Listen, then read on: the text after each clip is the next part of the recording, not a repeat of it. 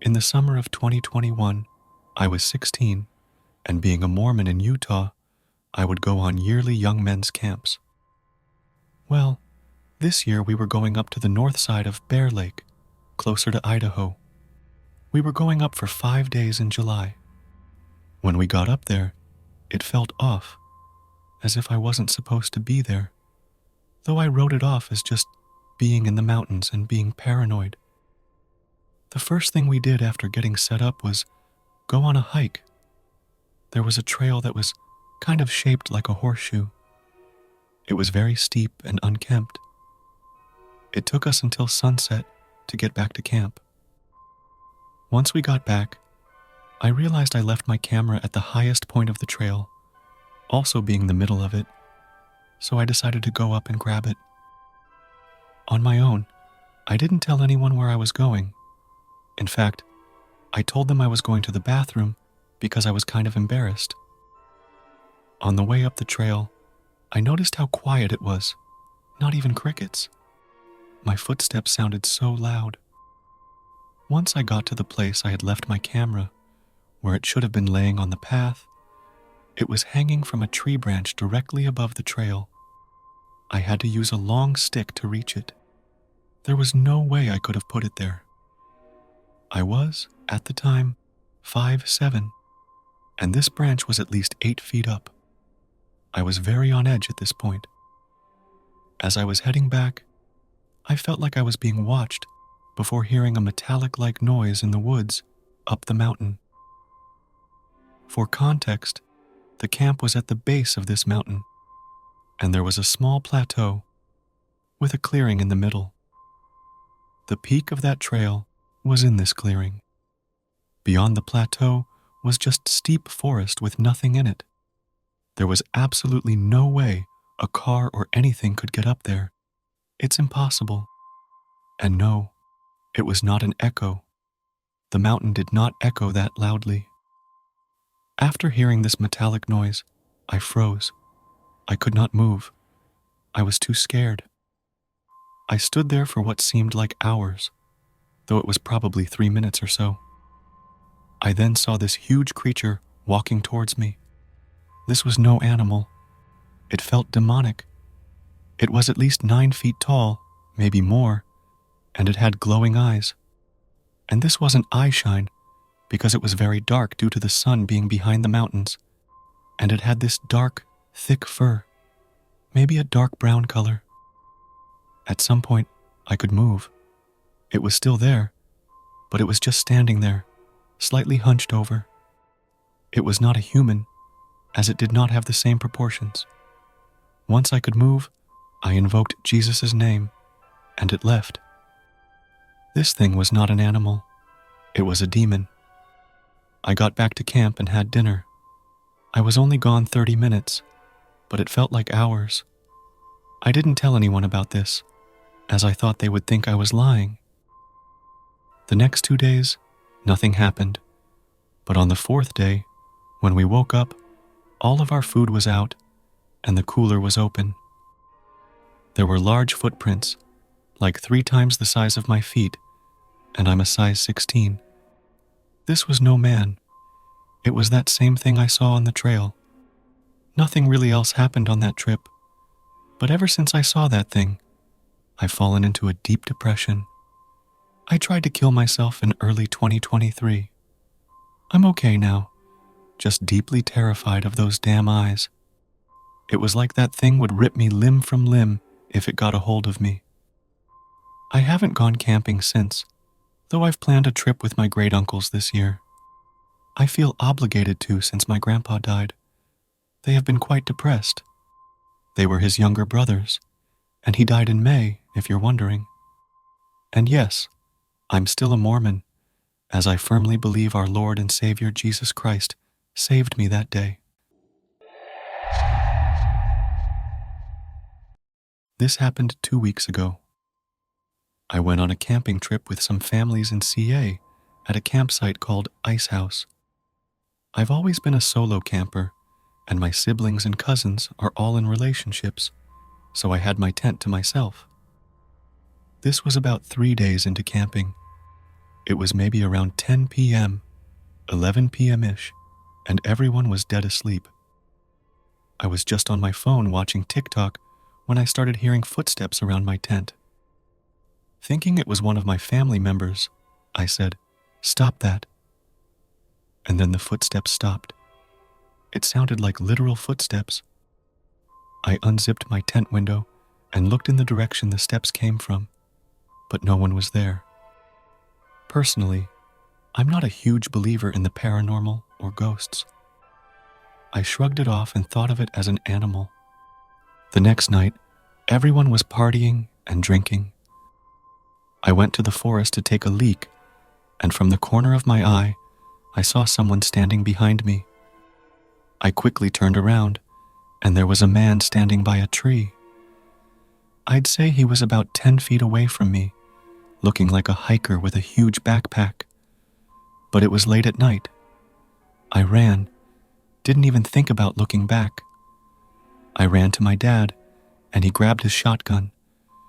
We all went as a group to look for this man.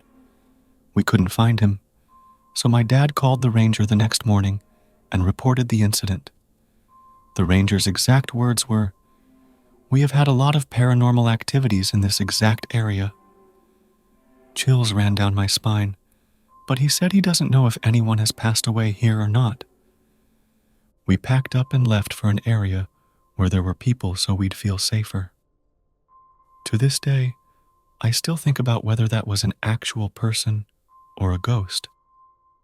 Overall, this made me a 100% believer. Seeing the face of a ghost is scary because they don't blink. I don't know why, but after this encounter, I can't even sleep well anymore. I guess I'm still spooked about it.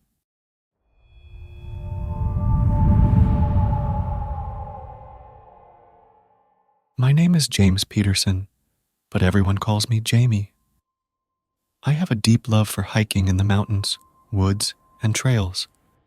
Sometimes, I venture off the beaten path to fully immerse myself in nature. I know what you're thinking.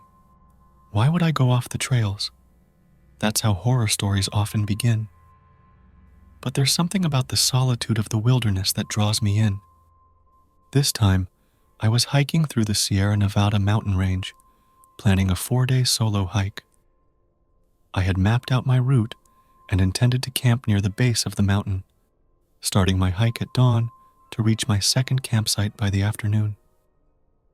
The first night was uneventful, since I hadn't yet ventured too deep into the mountains. I set up camp, cooked a meal, and prepared for the next day. By 10 o'clock, I settled into my sleeping bag. I awoke early, packed my gear, and set off on the trail. An hour and a half into my hike, I began to hear footsteps behind me. I brushed it off, assuming it was just another hiker.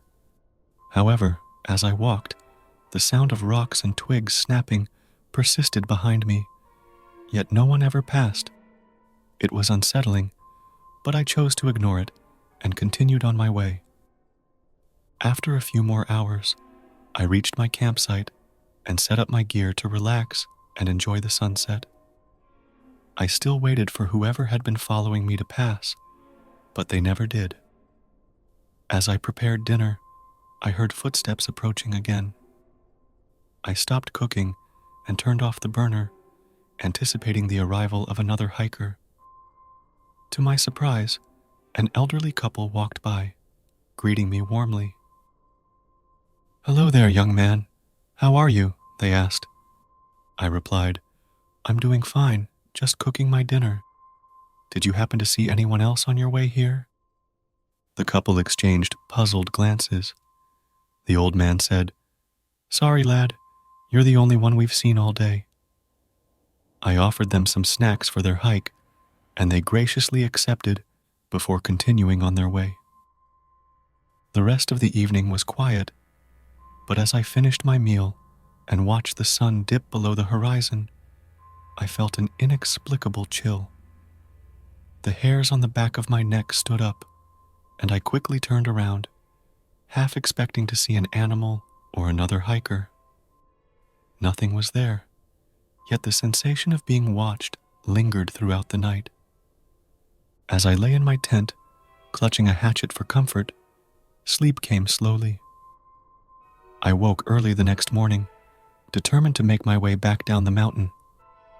Familiar with the area, I decided to cut through the woods to save time. However, as I hiked, I lost track of the sun's position, and before I knew it, it was already noon. Confused, I glanced at my watch, realizing half the day had slipped away.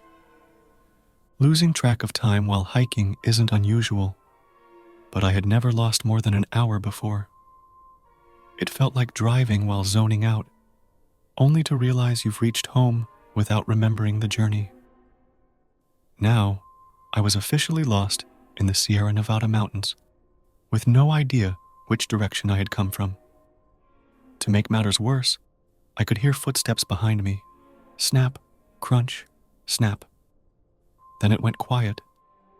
Determined to find my way, I could still see the sun, indicating east. I chose to keep hiking toward the road, where I knew there was a call box to contact the forest ranger. The faster I moved, the closer the footsteps seemed to get.